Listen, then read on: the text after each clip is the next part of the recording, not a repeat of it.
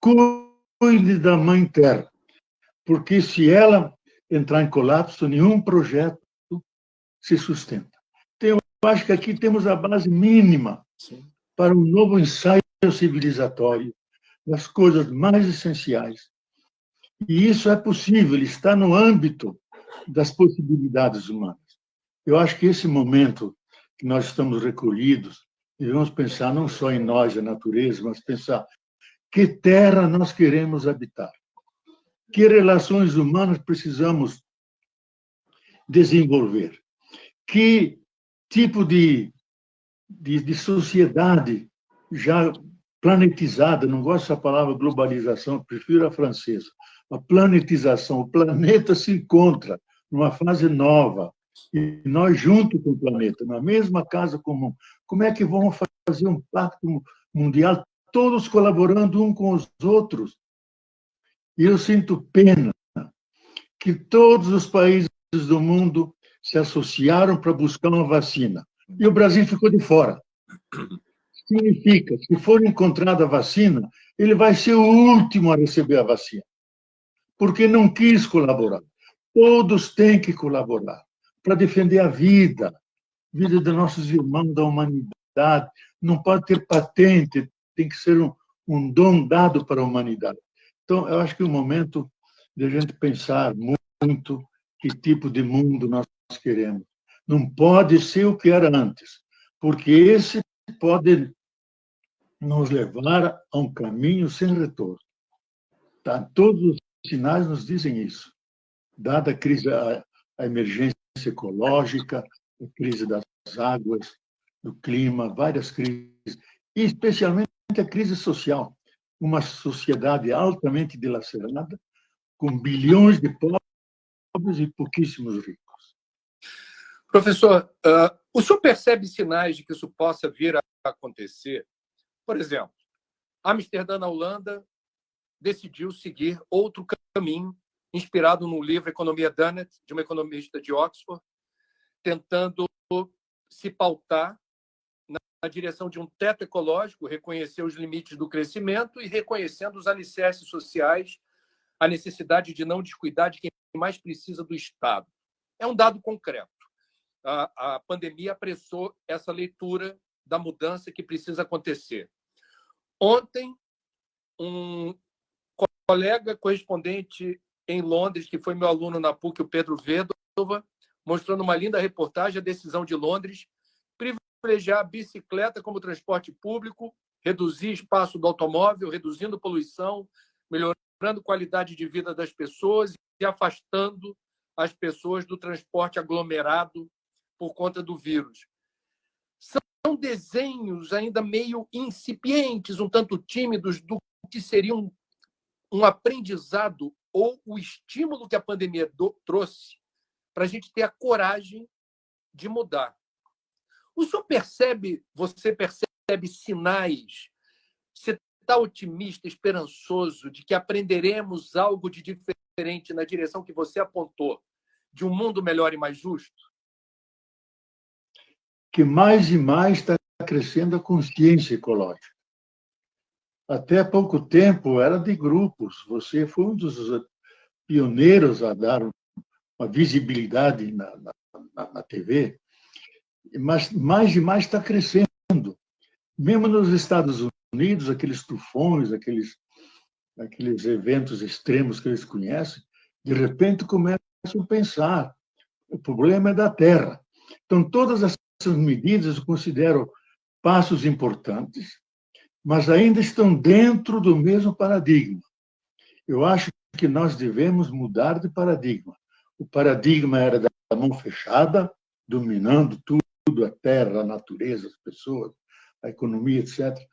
Da mão estendida que se entrelaça, pelo cuidado um do outro. Então, nós temos que redefinir qual é a nossa relação com a terra, com a natureza. Se nós não redefinirmos isso, as bicicletas são ótimas, o consumo mais sóbrio é ótimo, tudo é ótimo, mas continuamos a exploração. Continuamos uma relação não amigável com a vida. Devemos fazer um novo pacto. Existe o pacto natural, a Terra nos dá tudo e todo pacto tem duas partes. E nós não correspondemos, agredimos, damos chute, machucamos a terra. Então, rompemos o pacto social. E estamos rompendo.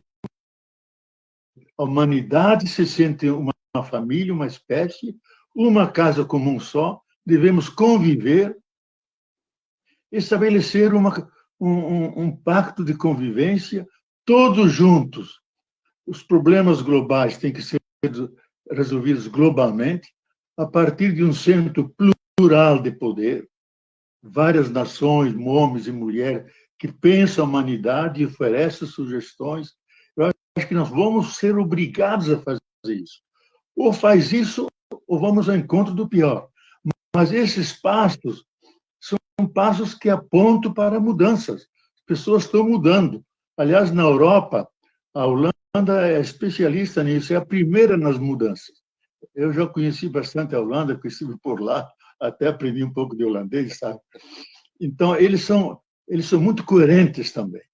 E como um paísinho pequeno, eles podem dar umas boas lições para nós, ao lado do Butão, que está lá ao pé do Everest, e nos mostra os índices de felicidade, e são 13 índices, e só o nono é o econômico. O nono começa primeiro com o bem-estar, você se sente bem,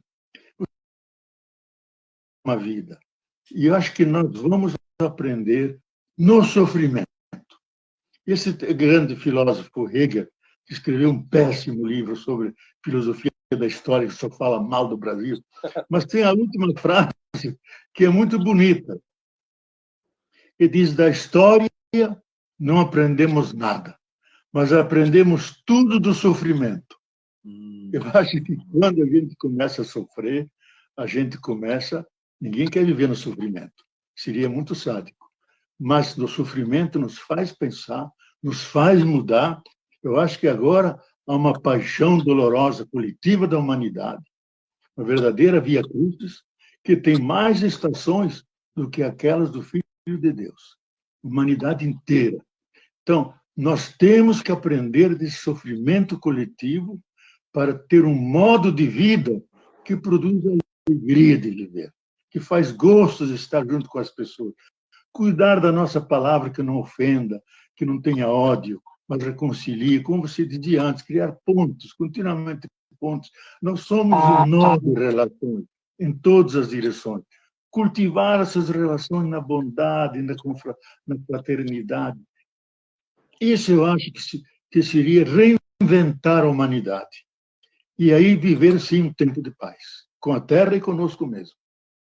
Professor, eu adorei a planetização e me parece que esse projeto, essa sensibilidade, essa percepção passa pelo multilateralismo. E o multilateralismo saudável, com cara de século XXI, em algum momento passa por uma reforma da ONU, passa pelo o empoderamento da Organização Mundial da Saúde, do Programa das Nações Unidas para o Meio Ambiente, ou alguma organização que tenha esse papel. E eu queria muito ouvir a sua opinião, se me permite. Os analistas estão preconizando a perda de prestígio e força dos Estados Unidos, o crescimento do gigante amarelo. Os chineses têm projeto de potência. Eu estive lá em 2014 e a gente entrevistou muita gente. Eles têm essa clareza quase dogmática de questão de tempo a China ser a maior superpotência do mundo. Como é que o senhor vê a planetização a partir dessa presença cada vez mais importante e ostensiva da China no tabuleiro geopolítico? O senhor tem alguma opinião sobre os humores do regime chinês em relação ao que o senhor está apontando, você está apontando como sendo o norte magnético da bússola? Olha, eu estive na China durante um mês, com 7 canadenses, 7 brasileiros, até a convite oficial do governo. Mas nós fomos numa condição que pudéssemos visitar tudo, as fábricas, a igreja das catacumbas, aquela escondida que não pode aparecer, deram licença. Eu fiquei tudo organizadinho, os alunos que vão para a escola direitinho, tudo organizado. Agora, eu lembro aquela frase de Napoleão, diz: o dia que a China despertar, a terra tremerá. A terra tremerá. Eu tenho receio, porque a China tem uma grande tradição do Confúcio, que é a ética do funcionário corretos, não corruptos, etc. E tudo funciona, embora também há muita corrupção dos novos ricos lá. Mas eles não têm nenhum senso do valor do indivíduo e dos direitos humanos. Eu lembro quando conversei com um diplomata chinês na comunidade europeia em Bruxelas, que tinha estado no Brasil, falava espanhol, português. Ele me disse: Bob, eu disse a ele, por que a China não entra nesses conflitos mundiais para tentar apaziguar? Diz: olha, Bob, nós pensamos em grandes espaços, em tempos. Não chegou a nossa vez. Agora, quando nós entrarmos, nós vamos dar um rosto chinês à planetização, à globalização. E ele disse: mas vocês não têm, porque nós não temos essa tradição do indivíduo, das grandes massas. E como Darcy Ribeiro dizia, a China tem os maiores administradores do mundo. Como é que você vai administrar 1,4 bilhão de pessoas? Então, exige uma engenharia fantástica para que tudo funcione. Então, eles vão, eu acho que seguramente, Estados Unidos é uma potência em decadência, eles só têm o poder de matar todo mundo, com as bombas nucleares, etc. E eles, ontem li um artigo do Jeffrey Sachs, esse grande economista ecológico, você deve conhecer. Sim, sim. Ele disse até uma coisa que afetou o Brasil.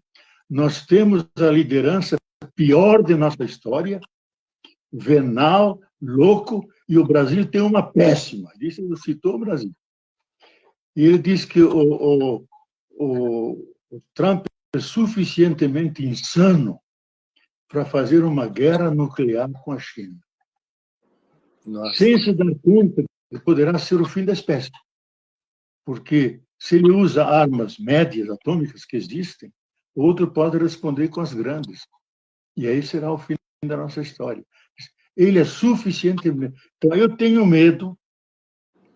A China é muito racional, ela não aceita as provocações, sem mais nem menos, mas ela tem pretensões de liderança mundial. Criou aquele caminho da seda, são 24 trilhões para quê? Para consumir os produtos chineses e receberem de nós as commodities, os alimentos que eles vão trabalhar lá. Então, é mal intencionado, é dominar o mundo. Mas o Xi Jinping disse: nós vamos dominar o mundo, não pelas armas, como os americanos querem. Nós vamos dominar pela economia, pelos bens que vamos oferecer à humanidade. É outro caminho, mas no fundo também é busca de poder, hegemonia. Para retomar o tema, eu acho, André, que o grande tema de futuro, aliás, deixa eu apresentar o livro. O livro que eu escrevi com um cosmólogo norte-americano. Vamos fazer um debate com ele no dia 26, esse aí, o tal da libertação. Até tem uma medalha de ouro aqui embaixo, que ele foi muito bem aceito na comunidade científica, e nos deram a medalha de ouro em ciência e cosmologia. Nós desenvolvemos aqui a tese, que eu acho que é um pouco dominante hoje, o biorregionalismo, que combina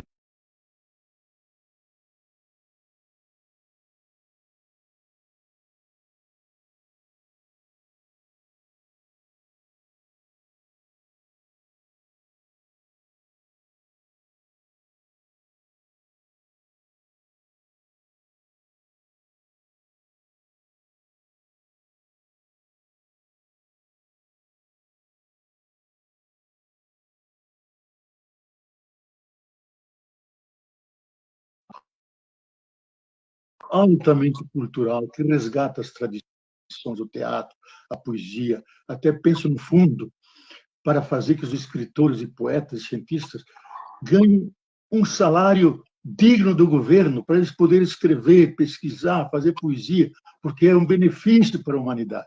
Então, eu acho que a planetização não é uma hamburguerização do mundo, como está sendo agora, mas vai respeitar como é a natureza. A natureza tem vários ecossistemas, cada um na sua beleza, seu alcance, seu limite, e assim será também a humanidade, rica de um jeito e do outro.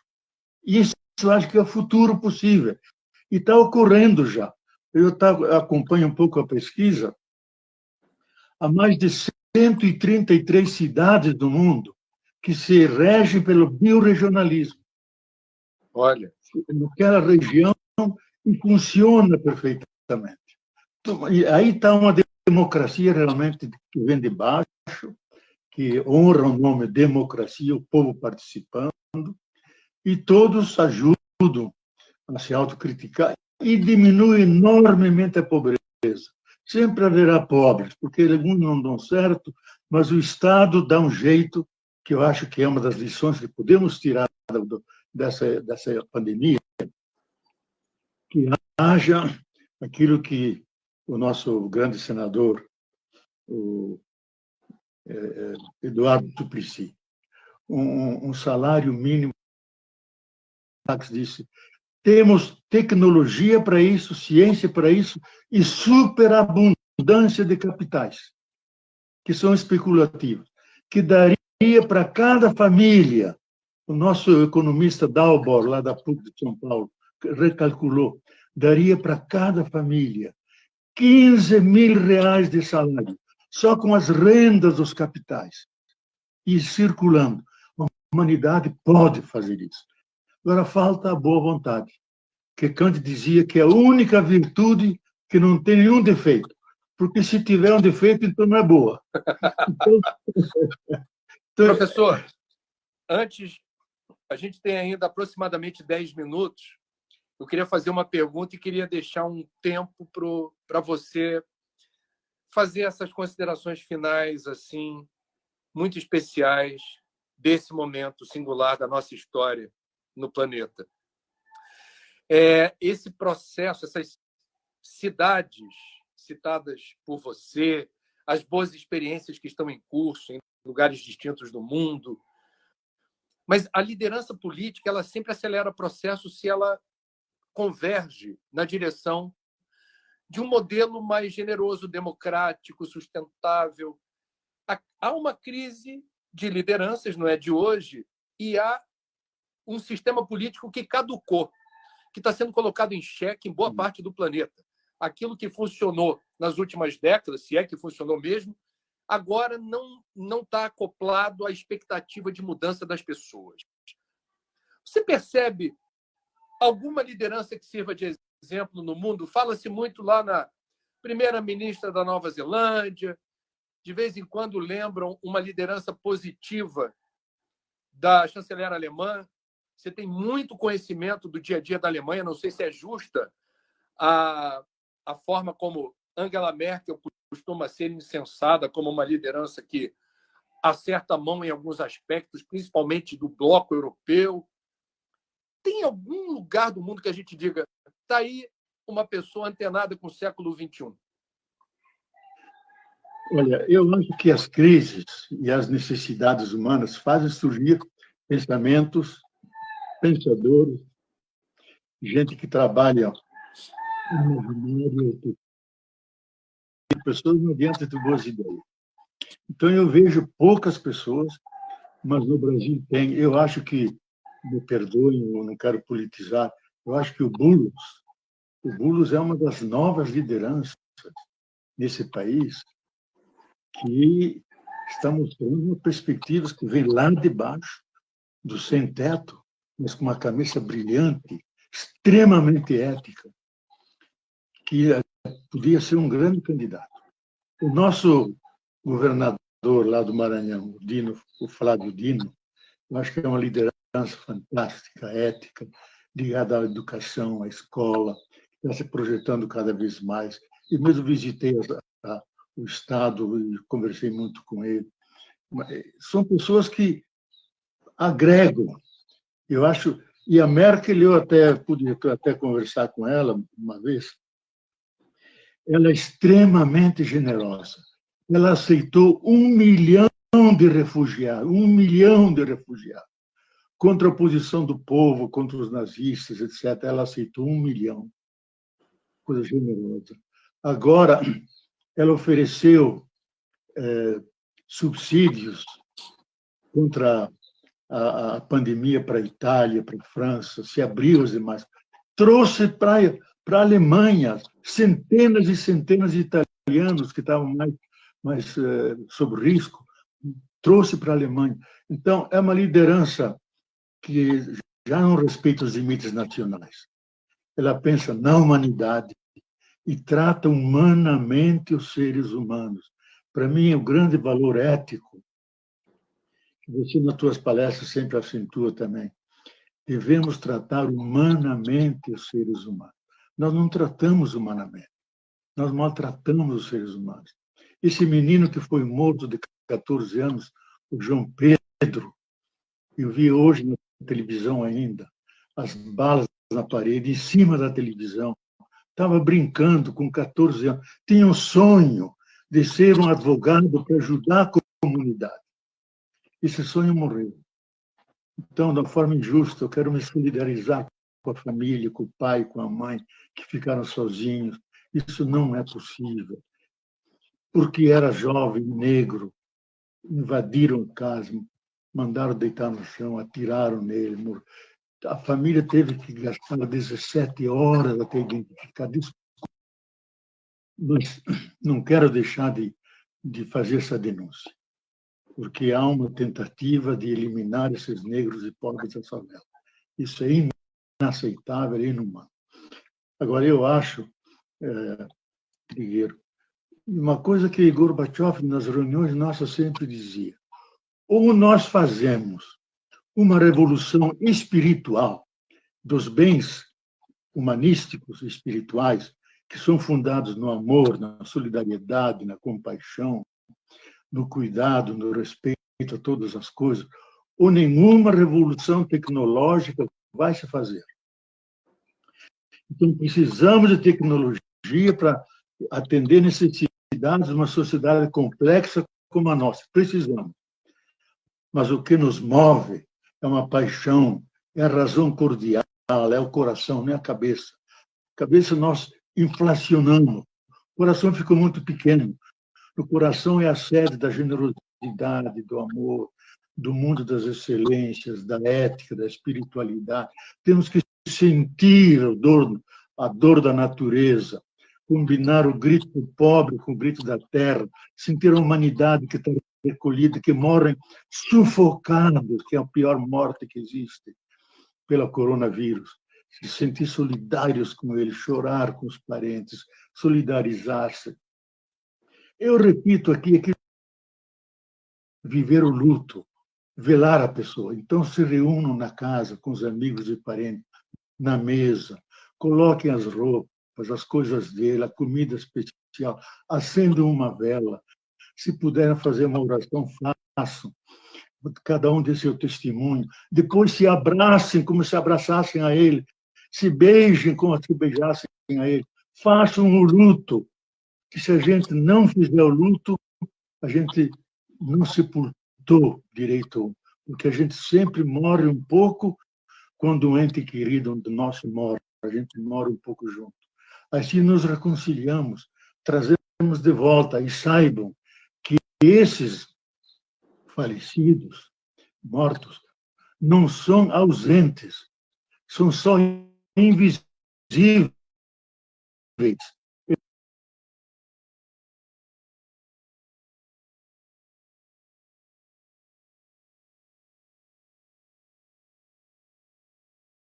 Então, essa mensagem que eu queria terminar, acho que chegamos no final. Né? Ô, professor, que lindo, que lindo. Eu estou aqui com a voz embargada, porque, na verdade, boa parte das famílias, para não dizer todas as famílias e amigos dessas 17 mil vidas ceifadas pela Covid, precisavam, na verdade, ouvir isso. Quer dizer, é um gesto de compaixão, é um gesto do humano que percebe o humano nos outros, e como isso faz falta e como isso está ausente. Eu me sinto privilegiado de tê-lo aqui ouvindo as suas palavras. Espero que elas cheguem longe. A gente vai disponibilizar a sua linda preleção, a sua bênção, a sua visão de mundo, a sua ética. Aqui nas redes sociais, no Instagram, depois vai para o YouTube, eu fico muito agradecido e repito a saudação inicial da enorme gratidão que tenho por tê-lo como amigo, como mestre, como muso, inspirador. Usando uma frase muito franciscana, aprender a ouvir o grito da terra e o grito dos pobres. Deus pobres. Deus lhe abençoe, André, meu irmão. eu sou muito feliz que quando nós dois damos uma palestra, é um verdadeiro show, porque você é um grande conferencista, nós combinamos perfeitamente, você prático, com uma ética extraordinária, e eu um pouco mais teórico, porque eu mexo com ciência, mas você é mais concreto. Eu nunca esqueço quando diz, a gente é ético quando eu estou escondido, mesmo no banheiro, faço tudo certo. Quando fizer tudo certo, eu sou ético, sem que ninguém me veja, porque a minha estrutura é ética. Você vive isso, sei que você faz para os cegos, para os pobres, e está na tua tradição espiritual fazer isso, sábado, domingo. Fizemos juntos palestra lá para os surdos-mudos, você falou extraordinariamente. Então, eu quero agradecer a pessoa que você é. Aquilo que você faz, uma pertinência, ao mesmo tempo com aquele cuidado necessário que precisa ter um jornalista, ainda mais onde se trabalha. Mas você é verdadeiro.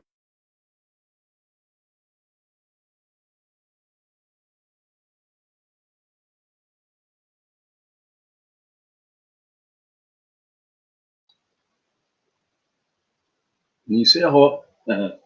Na página do amigo André Trigueiro, retransmitimos a entrevista que ele fez hoje, 20 de maio, com o professor e teólogo Leonardo Boff.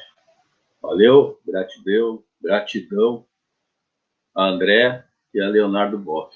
Grande abraço e até a próxima.